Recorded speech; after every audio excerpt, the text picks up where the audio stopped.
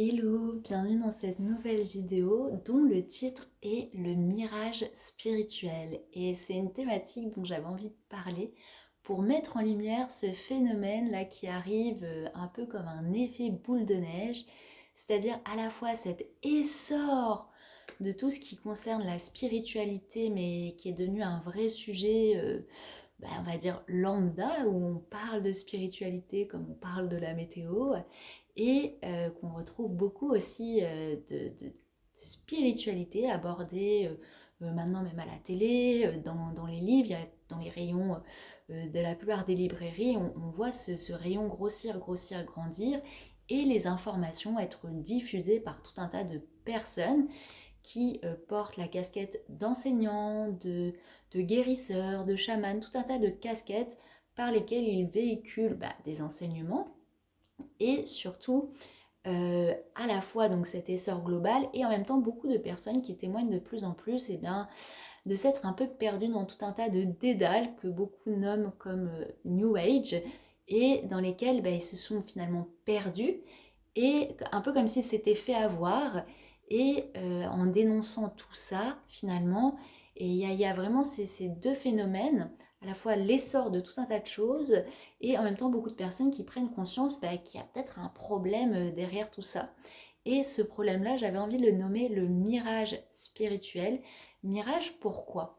Parce que euh, souvent ça résonne avec un, un phénomène de prise de conscience chez des personnes, c'est-à-dire traverser comme un désert intérieur. Et ça, ce désert, c'est l'initiation du désert qu'on est tous finalement invités à traverser dans sa vie une fois à un moment donné. Il n'y a pas vraiment d'âge, il n'y a pas vraiment de moment précis, mais généralement en tant qu'humain, il y a toujours un moment, une sorte de passage à vide qui permet de grandes remises en question. Et souvent, ça, c'est orchestré par la vie elle-même. On n'a même pas besoin de forcer. Souvent, c'est la perte d'un emploi, la fin d'une relation, la mort d'un proche, des événements de vie qui, naturellement, nous invitent à un passage à vide et ça fait comme une traversée du désert. Et souvent, dans ce passage à vide, dans ce désert, il y a une invitation de la vie elle-même pour reconnecter à l'essentiel, à l'essence des choses, à l'essence, à notre propre nature, et bien tout simplement par ce phénomène de vide extérieur qui nous invite à un retournement intérieur. Et tout ça, c'est un mouvement que la vie offre naturellement par son déroulé et par le fait d'être dans la vie elle-même. Et dans cette période de passage à vide, de désert, c'est là où il y a beaucoup de questionnements qui remontent à la surface et aussi de l'envie de réponses. Et c'est là où beaucoup de personnes, justement, s'ouvrent, ont leur éveil spirituel, en tout cas c'est comme ça qu'on le nomme, ont cet élan d'aller trouver des réponses comme ça dans la spiritualité. Alors je vais mettre des guillemets à spiritualité parce que pour moi il y a vraiment la spiritualité et la spiritualité, c'est ce qu'on retrouve à travers les textes sacrés, à travers les enseignements de grands maîtres spirituels qui, eux, ont transmis ces enseignements parce que dans un premier temps, ils étaient dans la vie et en observation de la nature de la vie, de leur propre nature, de la nature, et dans cette finalement observation et retranscription de l'écosystème dans lequel on vit à travers leur propre être, mais cet être qui est relié à un grand tout. Et finalement, la plupart des textes sacrés, c'est des personnes qui ont su observer, contempler la nature des choses et qui l'ont retranscrite. Et c'est pour ça qu'on parle de grandes lois universelles qui sont transmises, mais qui sont déjà inscrites dans l'environnement dans lequel on est, dans la nature, dans la géométrie des choses, dans l'organisation des choses, dans l'harmonie des choses, et même dans l'observation de notre propre corps humain, par exemple, ou comment fonctionne la conscience. Toutes ces lois universelles, elles sont déjà inscrites dans la vie elle-même, et les grands maîtres les ont juste transmises. En fait, elles ont traduit le plan de la matière où sont inscrites ces lois dans le verbe, dans la parole, pour que les personnes les reçoivent à un autre niveau de conscience, sortent du plan uniquement matériel, physique, pour les appréhender et les recevoir. En fait, les recevoir par la parole, c'est comme si ça venait ouvrir d'autres plans de compréhension. Donc ça, c'est vraiment pour se relier à l'essence de la spiritualité, car finalement, tout ce qui nous entoure est animé par l'esprit, par une force, on peut lui donner tout un tas de noms, mais quand bien même on serait très terre à terre, on ne peut pas être aveugle au fait que la vie elle-même a un mystère et que c'est justement le plongeon dans ce mystère-là qui va au-delà d'une compréhension mentale qui nous ouvre à la spiritualité, à la voix de l'esprit, mais qui va au-delà d'un entendement.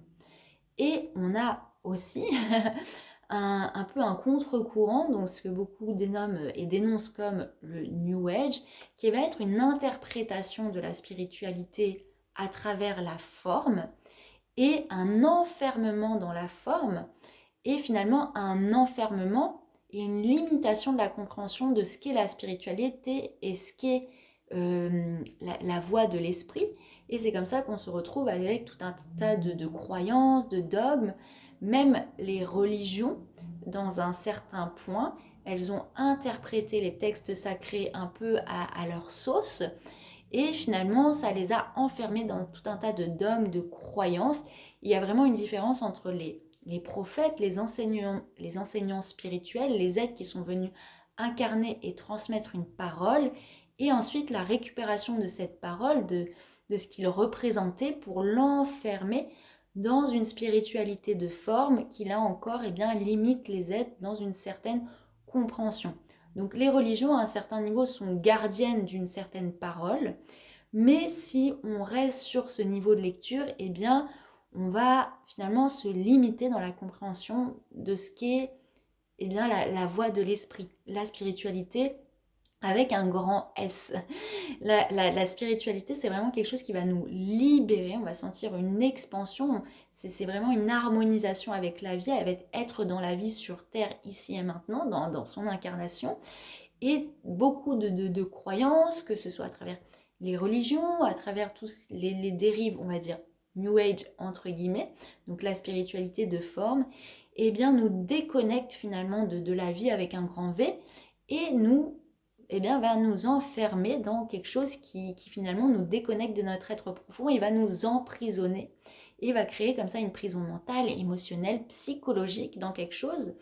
Et c'est là où on voit tout un tas d'enfermements et c'est pour ça qu'au bout d'un moment, les gens, ils ont l'impression d'avoir été manipulés, d'avoir été finalement déviés parce qu'ils ont été enfermés. Mais quelque part, c'est parce que la plupart du temps, les enseignements, les textes sacrés, les lois universelles sont comprises, intégrées depuis, eh bien, on va dire, un niveau de conscience inférieur. Alors quand je vais parler de inférieur, on va parler tout simplement on va faire un lien avec les chakras, donc les centres d'énergie qui nous habitent, qui nous animent. Donc on a 7 chakras au niveau de notre corps physique. Ils ne sont pas perceptibles à la vue, mais ça représente des niveaux de conscience intérieure à l'être et énergétique, et on ne les voit pas à l'œil nu, mais pourtant la vie elle-même, dans sa grande générosité, et c'est pour ça que tout est inscrit dans la vie elle-même avant d'être inscrit dans des textes et des représentations graphiques et des représentations symboliques, eh bien la vie elle-même nous traduit ces informations. Il suffit d'être observateur de la vie pour voir comment le cycle de la vie eh bien, fonctionne à travers eh bien, par exemple l'humain, et observer que différents âges de la vie, donc on est au monde, on passe par une phase bébé, ensuite enfant, préadolescente, adolescente, jeune adulte, adulte, et de plus en plus on va vers ce que certains nomment aujourd'hui la vieillesse, mais qui est finalement la sagesse. Et toutes ces étapes des âges de la vie eh bien, sont une représentation, une mise en lumière des 7 niveaux de conscience par lesquels on va passer dans la vie, d'un point de vue horizontal, sur notre cheminement linéaire, mais aussi d'un point de vue beaucoup plus vertical, c'est-à-dire beaucoup plus intérieur, dans cette conscience intérieure qu'on va élever pour nous relier à la fois à ces racines très ancrées dans la terre qu'on retrouve à travers le chakra racine, et aussi cette reliance beaucoup plus éthérique, beaucoup plus tournée vers le ciel qu'on retrouve avec cette ouverture du chakra couronne. Donc on a des enseignements qu'on retrouve à travers ces 7 centres d'énergie qui nous animent, mais ces enseignements-là sont déjà traduits et transmis par le cycle de la vie elle-même. Donc par exemple, quand on va être très dans notre chakra racine, ça va être lié à cette étape de la vie entre le moment où on est et le moment où on commence à se verticaliser dans l'enfance, donc toute l'étape où on est surtout nouveau-né, bébé, où on va déjà se déplacer à 4 pattes, donc on est dans une conscience très horizontale, très animale, très reliée à la matière, on a vraiment les mains, les jambes reliées directement à la matière, c'est ce que j'appelle le bas de la pyramide, c'est vraiment la pyramide elle-même nous traduit le mouvement de la conscience, donc tout ça c'est relié. Et dans cette phase où on est nouveau-né, où on est voilà, encore très ancré dans la matière, et à la fois en même temps c'est parce qu'on vient de naître au monde, on vient de naître dans ce monde physique, matériel, et du coup il faut apprivoiser la matière. Et pour apprivoiser la matière, eh bien, il faut être en contact directement immergé, plongé dedans, pour en intégrer eh bien, le mouvement, les lois universelles, en comprendre la profondeur, en comprendre comment ça fonctionne. Donc les bébés, qu'est-ce qu'il va faire? Il va tout mettre à la bouche, il va tout le temps être en train de toucher, il va avoir un contact très physique, très direct avec la matière, même avec la nourriture. On va voir comment il est avec la nourriture, il a malaxe, il est obligé de s'en mettre partout.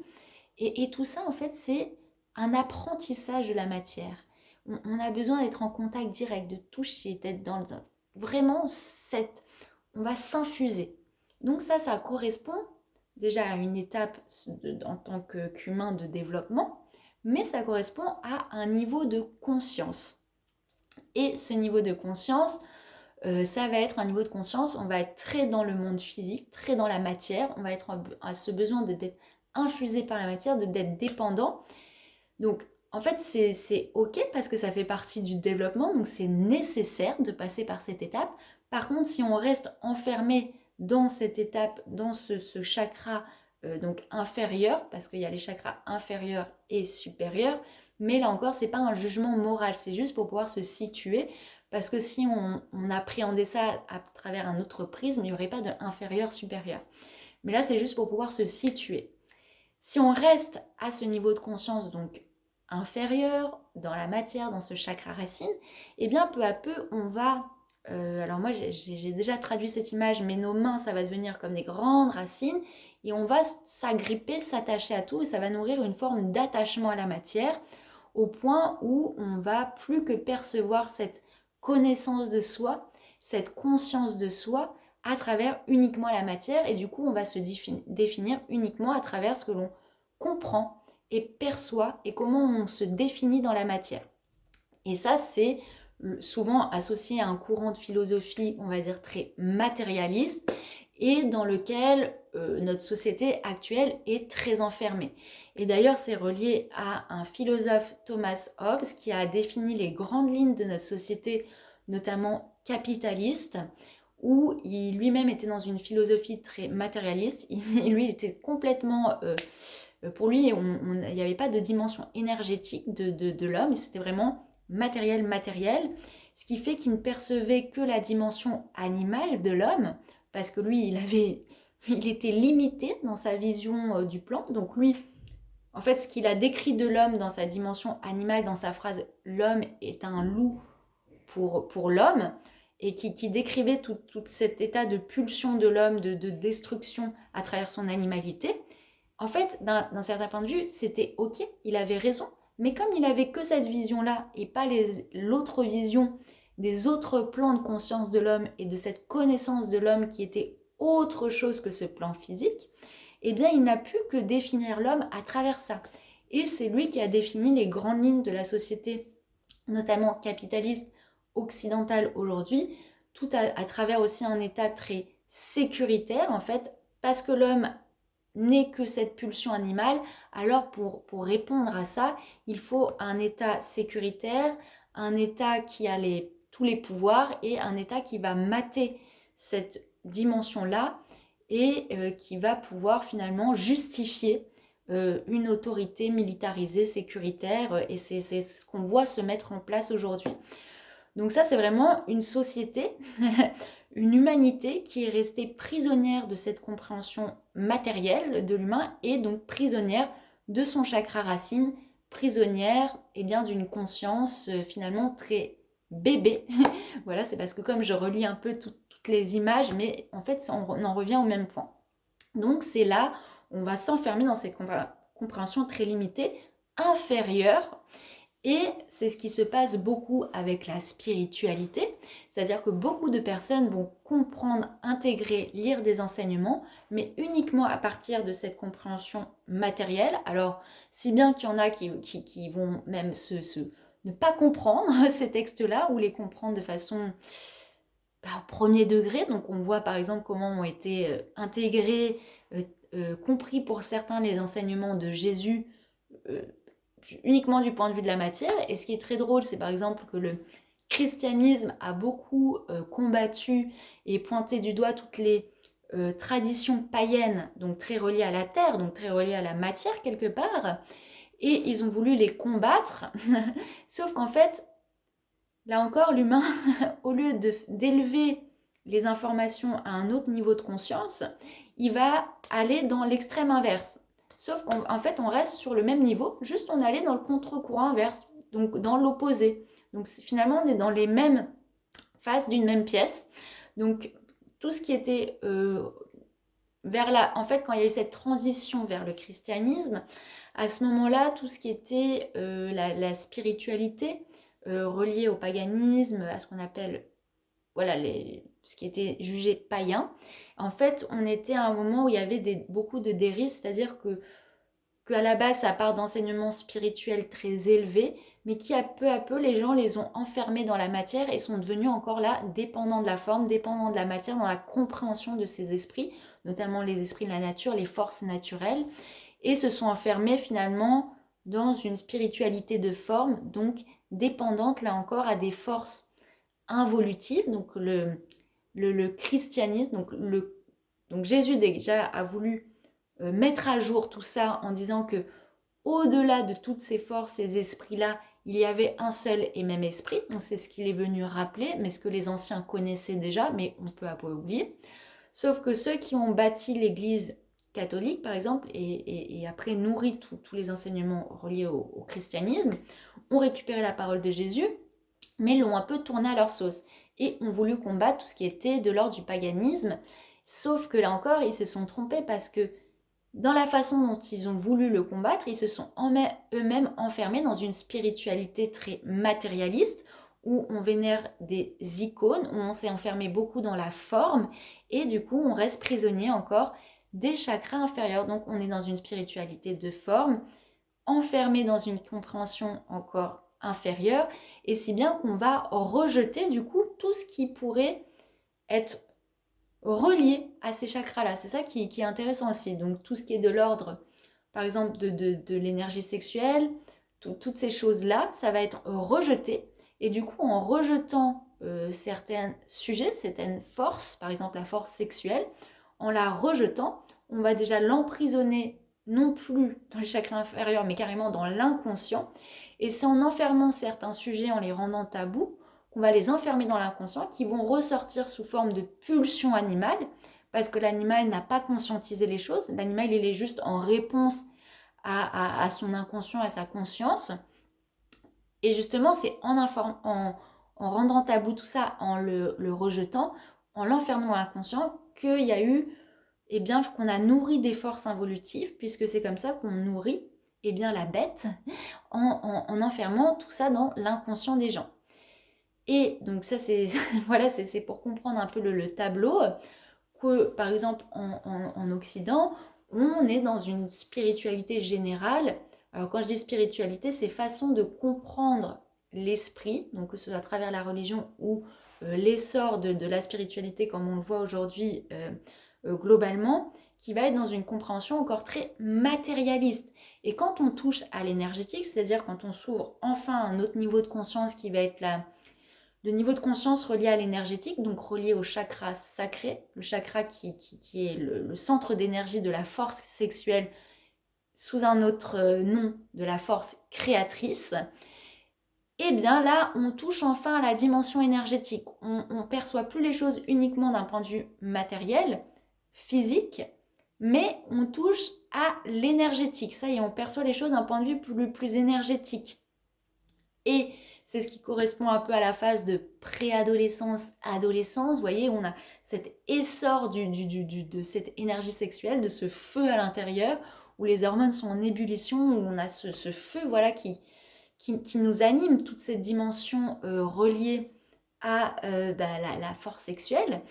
Sauf que à la préadolescence, à l'adolescence, on n'est pas encore en maîtrise de ce feu. On sent les énergies, on sent qu'il y a un truc énergétique qui se passe, on sent une chaleur, mais on n'est pas du tout encore dans la maîtrise. Justement, si on va tout de suite consumer ce feu à l'extérieur, c'est là où ça fait beaucoup de dégâts et c'est là où ça déconnecte, ça perd les ados, les gens, ça les rend du coup, comment on dit, au lieu d'être maîtres de ce feu, ils sont possédés par leur pulsion, possédés par ce feu, possédés par cette énergie, au lieu d'en être les maîtres. Et d'ailleurs, on le voit aujourd'hui, le problème de comment on transmet et on enseigne tout ce qui est de l'ordre de la sexualité aux jeunes, eh bien, là encore, ça les limite et ça les rend finalement prisonniers de leur pulsion, prisonniers d'une compréhension très limitée de ce qu'est la force sexuelle, de l'énergie sexuelle, de la force créatrice.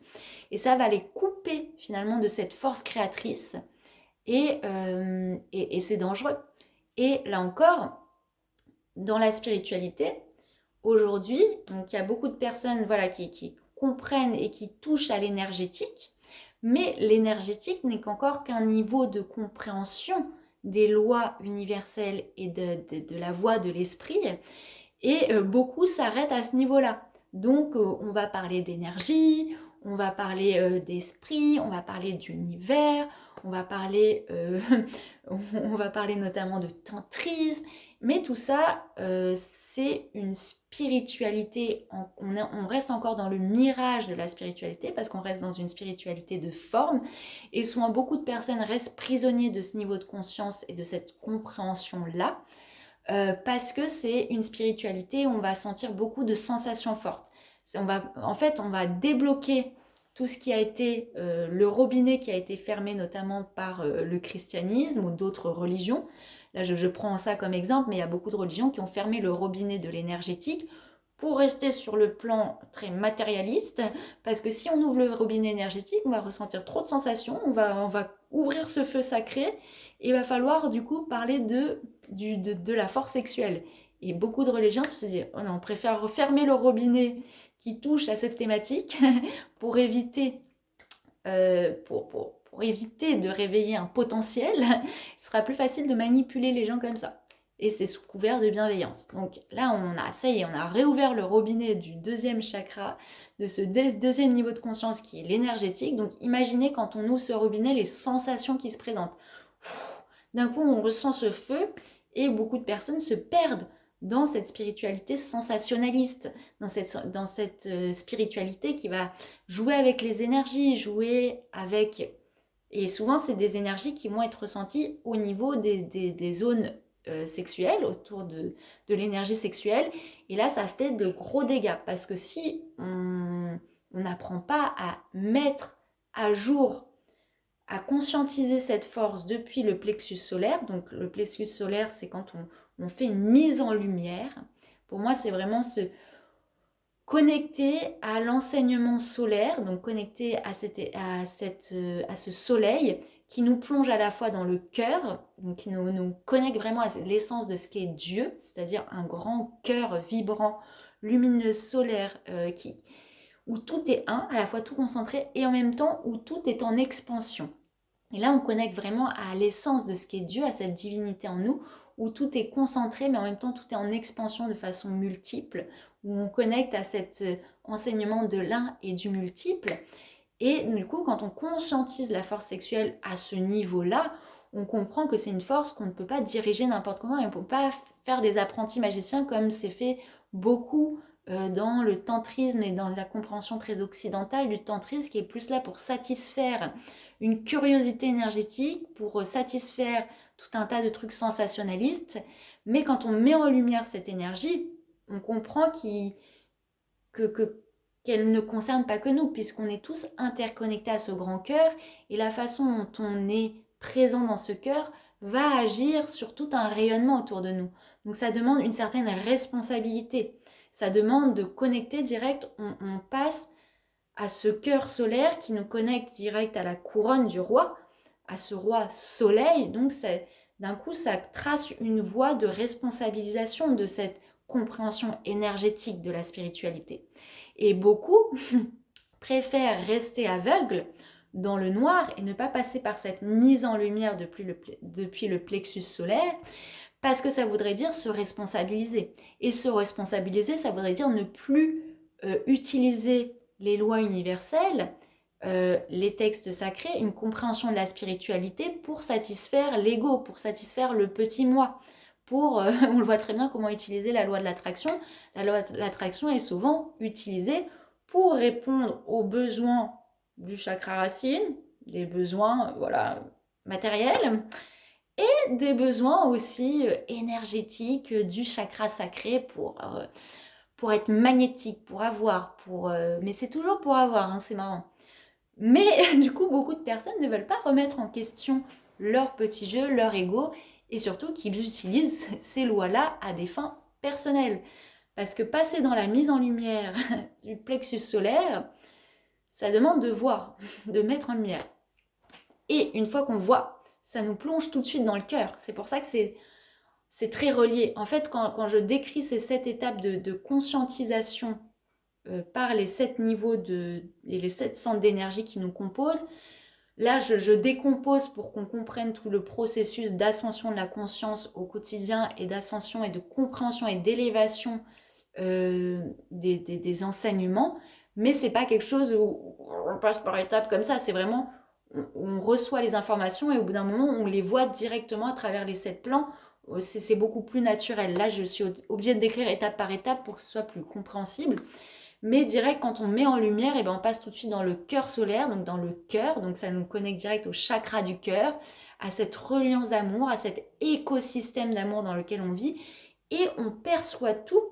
Donc c'est pour ça que ça nous connecte à la fois au verbe créateur, parce que du coup, quand on reconnecte au chakra sacré, qu'on le met en lumière, qu'on le sent, qu'on ouvre depuis le cœur, d'un coup, tout passe par le verbe créateur. Ça nous reconnecte au verbe créateur, que tout est verbe, que la parole est d'or, donc que ce qu'on va dire, comment on va transmettre les enseignements, ça demande encore une fois une responsabilité, puisque ce qu'on va émettre va créer. Donc la façon dont on va le transmettre aux gens, ça crée une responsabilité. Et tout ça est relié. Et donc forcément, quand on connecte à ce grand cœur solaire, on ne perçoit plus du tout les enseignements de la même manière. On ne perçoit plus les choses de la même manière. Ça demande une responsabilité de voir. Par exemple, on va prendre la thématique de la sexualité parce que c'est quand même une force sexuelle très importante puisqu'elle est en toute chose. Quand on reste dans le chakra racine, on va être dans la pulsion animale, dans la façon dont la sexualité est comprise de façon très limitée à travers le sens de la pulsion aujourd'hui. Et ce qui est marrant aussi, ça va regrouper toutes les personnes qui ne veulent pas comprendre la dimension énergétique de la spiritualité et du coup qui restent dans ce niveau de conscience. Ensuite, quand on s'ouvre au monde de la spiritualité, de l'énergétique, on va comprendre la sexualité à travers, notamment beaucoup de personnes parlent du tantrisme, mais là encore, ça va être très utilisé pour des besoins, satisfaire son ego, sentir très le petit moi. Mais quand on va élever cette force sexuelle par cette mise en lumière, par ce grand cœur, être au cœur de l'essence de ce que ça représente, et bien on va la comprendre à travers le verbe créateur qu'elle est. Elle est verbe. Et comment on va la diriger? Elle peut créer par le verbe. Et ensuite, quand on va percevoir cela, on va percevoir que la façon dont on expérimente, dont on vit cette force sexuelle, ça a un impact pas que sur nous, ça a un impact sur tout l'écosystème. En fait, on ne va plus pouvoir être aveugle à la façon dont ça va nourrir l'écosystème. Et il y a beaucoup de gens qui ne voient pas. qui préfèrent rester aveugles. Pourtant, ils vont vous dire qu'ils perçoivent tout un tas d'anges, tout un tas d'entités, qu'à travers cette force sexuelle, ils vont connecter à telle déesse. Mais en fait, ils ne voient pas réellement tout l'écosystème auquel c'est relié. Qu'une pensée qui va partir de notre feu sacré, de notre force sexuelle, mais qu'on va teinter depuis des projections, depuis le chakra racine, donc des projections d'avoir, des projections de posséder l'autre, de projections, on va dire, de fantasmes, tout ça. Ce sont des formes pensées qui ne sont pas innocentes, qui ont un réel impact et qui ont une réelle imprégnation dans des mondes beaucoup plus subtils. Et ça, beaucoup de personnes ne préfèrent pas le voir et donc restent aveugles à ça. Donc nourrissent leur petit jardin secret de tout un tas de choses sans prendre conscience que ça a un réel impact sur d'autres niveaux et sur tout l'écosystème en général. Et c'est ça, la voie de l'initié, c'est la voie de celui qui ose voir les choses. Il n'y a aucun sujet tabou, parce qu'à partir du moment où on fait ce chemin d'ascensionner toute information, tout ce qu'on observe dans le monde à travers ces 7 centres, qu'on les voit depuis le cœur, qu'on les perçoit au-delà de la matière, de ce premier chakra racine, quand on va au-delà, eh bien on peut tout appréhender comme sujet, il n'y a plus rien de tabou, et surtout on en révèle le vrai sens sacré, et c'est là où on remet du sacré. Et pour arriver enfin au chakra couronne, donc là direct on ouvre sur le plan éthérique et du coup on va toucher non plus au plan de la formation, donc on n'est plus du tout dans le mirage spirituel qui est enfermé dans la forme, mais on comprend tout le sens éthérique et informationnel de ce qui nous entoure, et c'est là où on devient maître. Et quand je dis information, c'est vraiment le 1 avant la formation.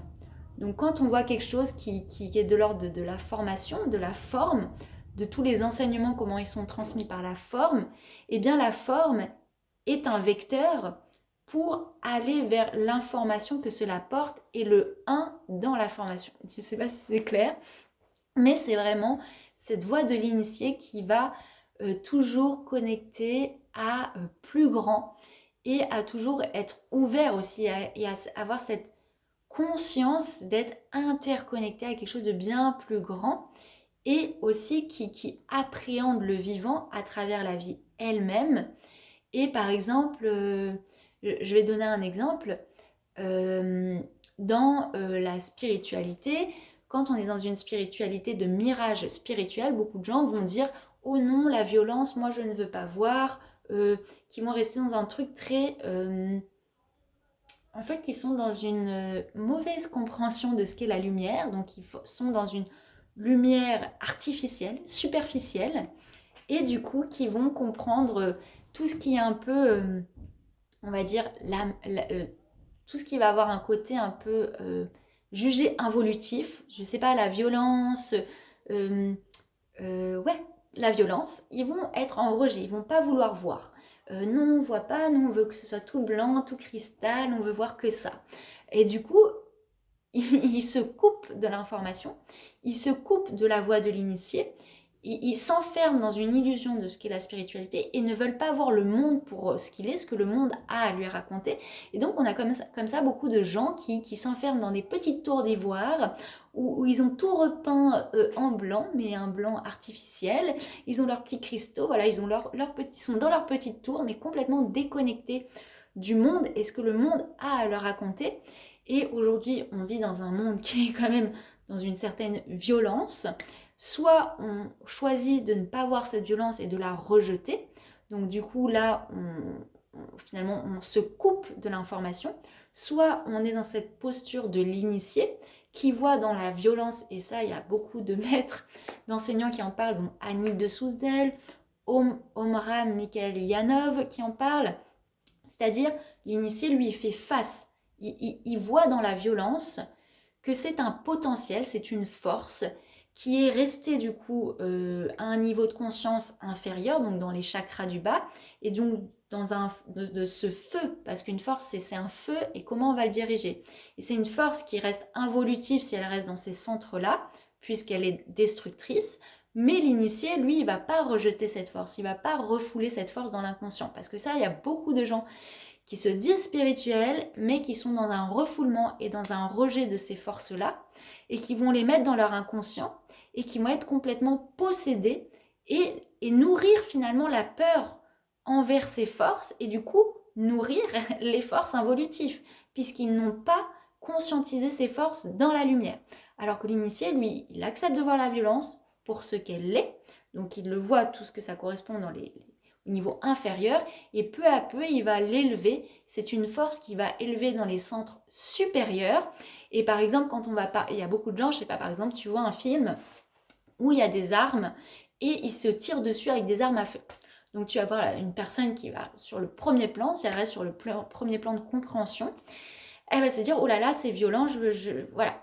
Sauf que l'initié il va se dire l'arme à feu c'est quelque chose qui projette du feu. Et ça, Omram il en parle et je vais mettre tout un texte, je vais vous mettre plusieurs textes dans la barre de description pour lire et intégrer toutes ces informations à un autre niveau. Et lui, il parle, en fait, l'initié, lui, il va prendre conscience que lui-même aussi, il a une arme. Donc, une capacité de projeter. Et d'ailleurs, c'est quand on rentre au niveau du plexus solaire qu'on rentre dans cette intégration et qu'on comprend ce que c'est l'idée de projection, de concentration et de projection. Et l'initié, lui, il va prendre conscience que lui-même a des armes, sauf que ce n'est pas des armes sur le plan physique tel qu'il l'entend, mais il va percevoir eh bien, le mouvement et la symbolique de ces armes qui existent sur le plan physique, comme les armes à feu, sur un plan beaucoup plus éthérique, informationnel. Et donc, qu'est-ce que c'est la projection du feu? C'est la projection de notre feu, de notre flamme sacrée, de notre lumière. Et quand on est dans la projection de ce feu, de cette lumière, eh bien, c'est comme ça qu'on éclaire les ténèbres, qu'on éclaire l'ennemi, qu'on projette sur lui cette lumière et qui se trouve transpercé par cette lumière et éclairé depuis le dedans. Donc, voilà, il y a beaucoup de personnes qui vont dire « Oh non, les armes, c'est pas spirituel ».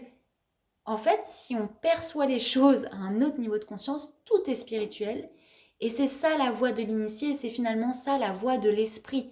C'est reconnaître le germe de l'esprit en toute chose, mais élever dans les 7 niveaux, les 7 centres d'énergie qui nous habitent, ce qui nous est donné dans le monde matériel, et ne pas le rejeter. Et c'est comme ça qu'on peut faire la paix avec le monde, et c'est comme ça qu'on peut faire et entrer en harmonie avec le monde tel qu'il est aujourd'hui, tel qu'il n'est pas aujourd'hui, parce qu'on est dans un monde qui est encore justement prisonnier de ce niveau de conscience inférieur, donc très matérialiste. On arrive au niveau de ce centre sacré, mais on est encore très inférieur. On est justement dans ce moment de l'histoire où on est en train de mettre en lumière tout ça. On est en train de mettre en lumière, c'est pour ça qu'il y a beaucoup d'affaires qui font jour, notamment sur la pédocriminalité, tout ça, il y a beaucoup de choses qui sont mises à jour parce qu'on est invité à les mettre à jour pour enfin entrer dans le chakra du cœur, pour entrer dans l'amour, pour comprendre ce qui se passe.